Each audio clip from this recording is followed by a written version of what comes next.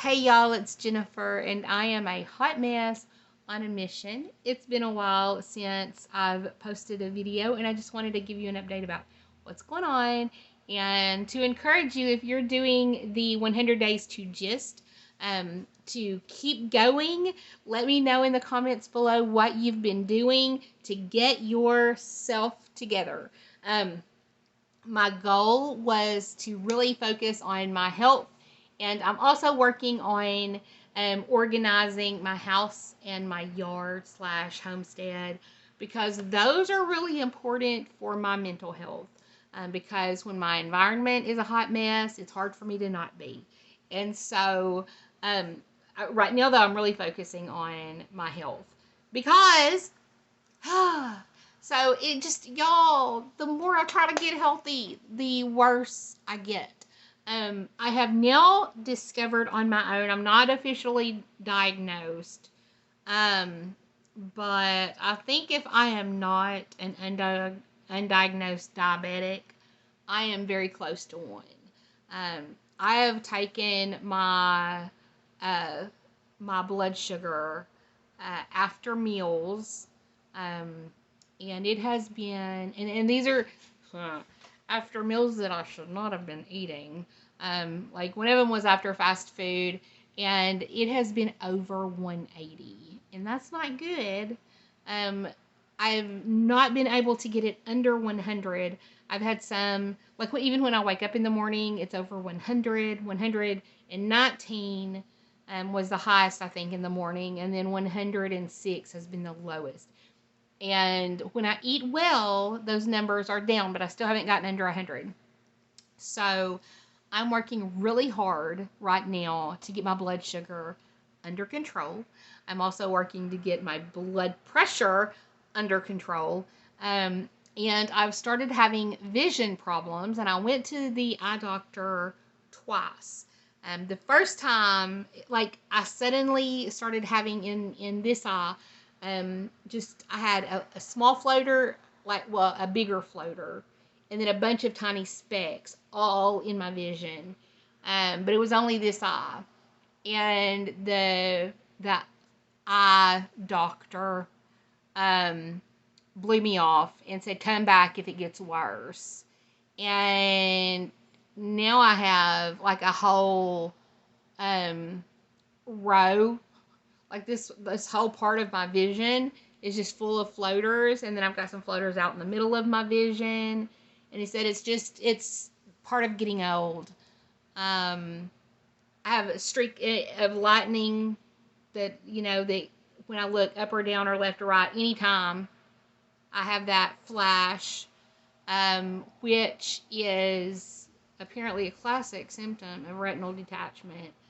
But he poked and gouged at my eyeball and said, "I just have a few floaters. My eye looks healthy. There's nothing wrong." But then he gets, he's, anyway. I'm not impressed with him, and if I go back, I hope that I get to see one of the different doctors in that office, and he's young, and he's like, "I'll tell you, I treat everybody like family." And I'm like, if you treat everybody like family, number one, you wouldn't have to tell people that you're treating them like family if you would just treat them like family. And number two, people don't always treat their family well. So treating somebody like they treat their family could be that you're being a condescending jerk to them too. And so anyway, and of course, y'all know how I feel about pill pushers. He was a pill pusher. Yeah, you need to, because I take krill oil, which is like fish oil, and garlic oil capsules, for my high blood pressure. And it actually works better than the prescription medication that my doctor prescribed me, that I tried, that only lowered the top number, and it's the lower number, the bottom number, which is the one you really want to get down. And what I found is that if I'm exercising, like if I'm walking consistently and taking my krill oil and fish oil, then my numbers come down. And I've had, like, the day I was at the doctor, it was a little bit high. And I'm just thinking, well, you're the reason it's high because you're not listening to me and you're kind of a jerk. But I didn't say that. So anyway, it was, and so now I'm like, okay, fine. I'm just getting old. There's fluid in the back that pulls free, and that's normal. But if it pulls free and it pulls your retina with it, then that can cause blindness. And they're like, don't wait. If you have these symptoms, go see your doctor immediately. And he's just like, it's nothing. So anyway, so I spent a lot of money for nothing. Which is fine, because if he is correct, which I don't know if he's correct or not. But if he's correct, then my peace of mind is worth it. But I don't really have a lot of peace of mind, just because. And on top of that, because these floaters are everywhere, I'm constantly, like, whenever I look, I'm like thinking that I've thought so many times that there's a bug crawling across the floor, and I look down and it's the floaters. Or when I'm outside and I'm like, I think I'm being, you ever been buzzed by like mosquitoes or something, and I'm like doing this and it's just my vision. So hopefully that will go away. But it is still a wake-up call. Blood pressure, blood sugar need to get in check. My weight needs to get in check. And so the way I'm doing this, you guys, I'm so excited. Give me a moment to be just a total dork, okay?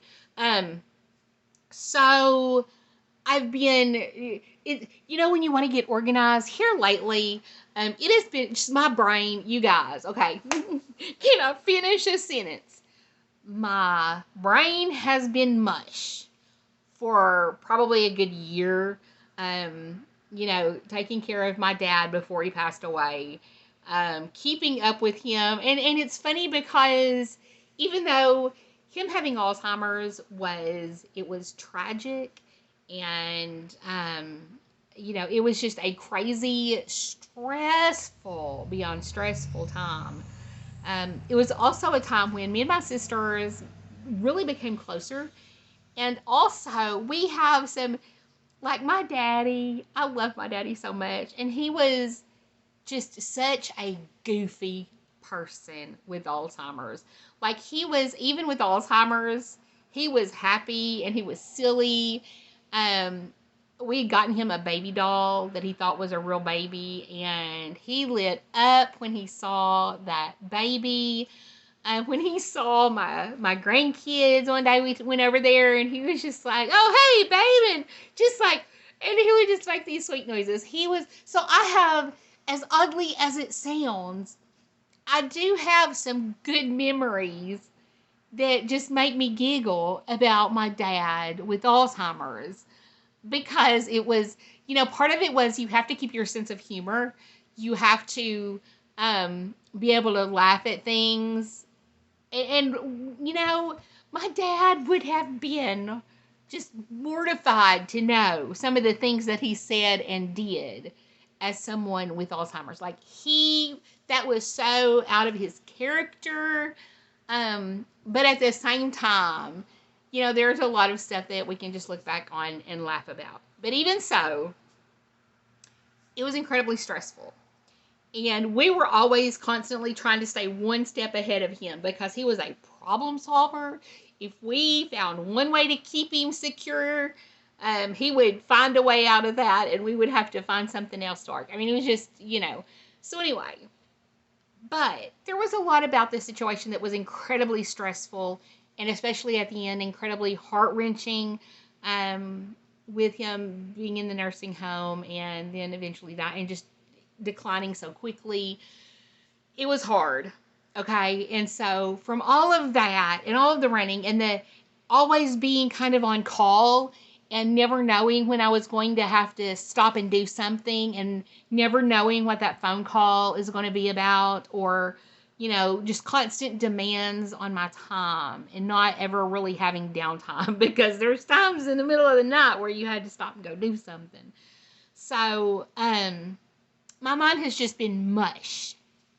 And I found that not only was I incredibly disorganized, even more so than before, and I had been neglecting just day-to-day stuff even more so than before. I could not string two thoughts together in order to even plan anything. And one of the things that I've always loved is planning. Whether I like doing it or not, I do like planning. Even if I didn't use my planner, I liked planning. I liked making lists, and I loved. Sorry, I'm having trouble understanding Sorry. right now. Please try a little later. I don't know. Is your Alexa broken? Because ours is apparently broken. She keeps saying she can't help us right now. And I didn't even call her just then, but she thought I did. Anyway, so so I haven't even been able to enjoy planning, just for the sake of planning, to kind of feel some semblance of control over my life and my thoughts. I just haven't enjoyed it. I haven't enjoyed a lot of anything. And even the thought of sitting down, sitting still, and writing what's up here onto paper was overwhelming. And so it's been a while since I've even been able to plan. And here recently, I guess I've had some of that time to kind of process losing my dad, and I see my health in the state that it is, and that is a huge motivator. And I have a new grandbaby that is due in the next, like, maybe 3 or so weeks. Who knows? Could be 2 weeks, could be 4 weeks, but we'll just have to wait and see. Sweet baby Lily is her name, and y'all just get ready to hear a lot about Lily when she gets here, because that's probably all I'm going to be able to think about or talk about or whatever. So anyway, but in the last couple of days, my brain seems to be coming back, and I've been able to focus enough to actually plan. And it started with really kind of passive planning. I had to watch a lot of videos about planning and getting things done to really get in the mindset of being productive, in the mindset of kind of categorizing my life, and then putting these in, just finding ways to get stuff done. Because like I said, I was just like, I was just a blob. And then y'all, a couple of days ago, like after I got my phone, the last time I got my phone, like I left it on my daughter's car and she drove down the road and it flew off and was, after that, the first phone that I've got after that, I never checked my email or my voicemails. And from 2020, I have not checked my voicemails. And so, day before yesterday, I decided to get on my phone, and the first one on my phone was from like July 15th of 2020, and it was my daddy asking if I was calling him. He was like, "You calling me?" Because we always, like, I would call and he would miss, and he probably didn't leave much of a other message, because I was probably calling him back after he called me back, because we would just play phone tag until we caught each other. But when I heard his voice saying, "You calling me?" It got me. So I lost it for a little bit. And there are going to be times that happens. And that actually happened. That happened on Sunday. And Sunday was the 1-year anniversary of my mother-in-law passing. And so it was just like, I was blubber. I was just like a puddle. So anyway. So now, though, because I've been watching, I have to watch videos to get in the mindset of what I'm trying to do. Because that's just the way my brain works. If I'm needing to clean the kitchen, I'm going to watch videos about cleaning a kitchen or about organizing a kitchen, or, I've got to watch cleaning videos to really kind of pump myself up and get in the right headspace to clean or to do whatever. So I was watching cleaning videos, and I got really kind of inspired by a couple of videos, and I have set up a system, and I'm waiting until I actually go through and use the system for a couple of weeks before I share it with you, because I'm really excited about it, but I don't want to get too excited until I know that it works. And so I'm doing a lot for myself, and when I say a lot, what I mean is I'm taking my supplements. I'm starting a gratitude journal. I am eating right. I am really trying to get my life organized. I am listening to positive podcasts. One of my favorite hacks, you guys, is when I get in a negative headspace, because I get in a negative headspace and where I'm just being, we say such mean things to ourselves that we would never say to anybody else, not even our enemies or whatever that is, not even people we highly dislike. And we just say terrible things to ourselves. And I mean, just think of even the phrase, "What is wrong with you?" That is a horrible thing. Imagine someone saying that to you and how that would make you feel. And we say it to ourselves. We say, mean things to ourselves. And so to keep myself from getting trapped in that cycle of saying those kinds of things, I watch or listen to podcasts. I put my headphones on and I listen to my podcast. And oh, y'all, I walked around the lake today. I was so excited. I finally got back to walking again, which is something that I'm tracking. I'm doing every day, hopefully. Trying to get my steps in every day again. But anyway, I listen to a podcast. Usually Brendan Burchard, he's super motivational. And he's energetic, and I need something kind of energetic in my head.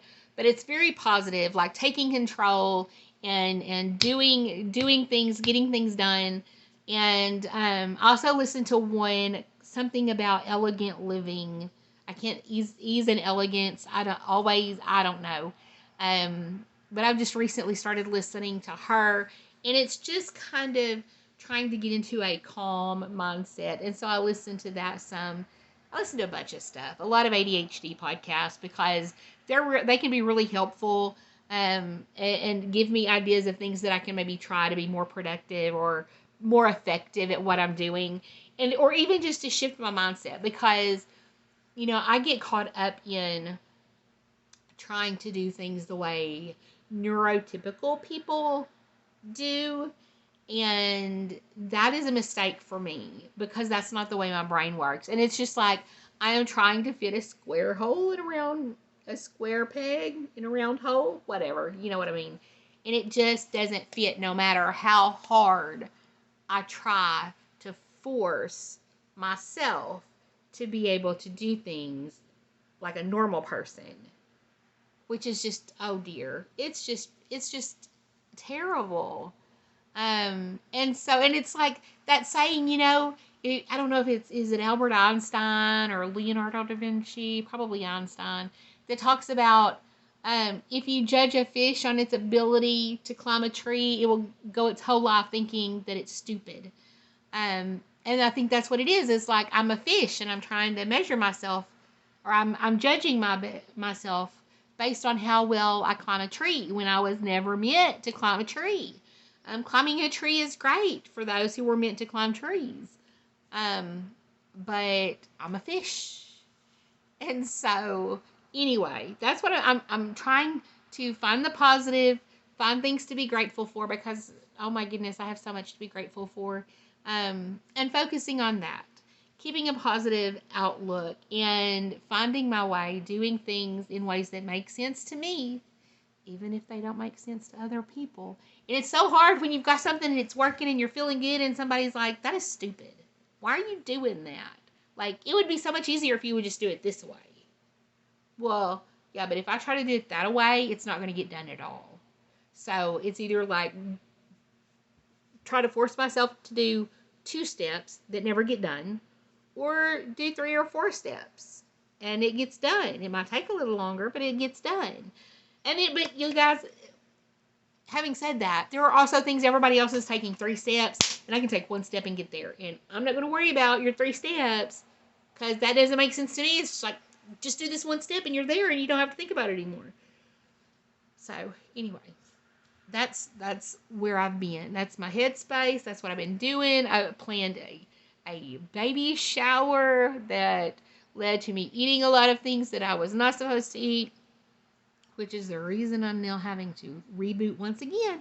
But that's okay, you guys. That's one thing, and we just got to bounce back. When we fall down, we just have to get back up and keep going, and don't get down on ourselves.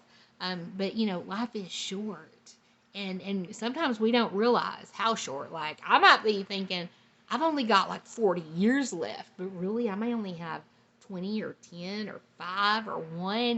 We don't know. Life is short. And so the important thing is that while we're here, we live it. We love what we do. We love the people that are around us. And we be good stewards for God, doing what He wants us to do so that we leave the world a better place.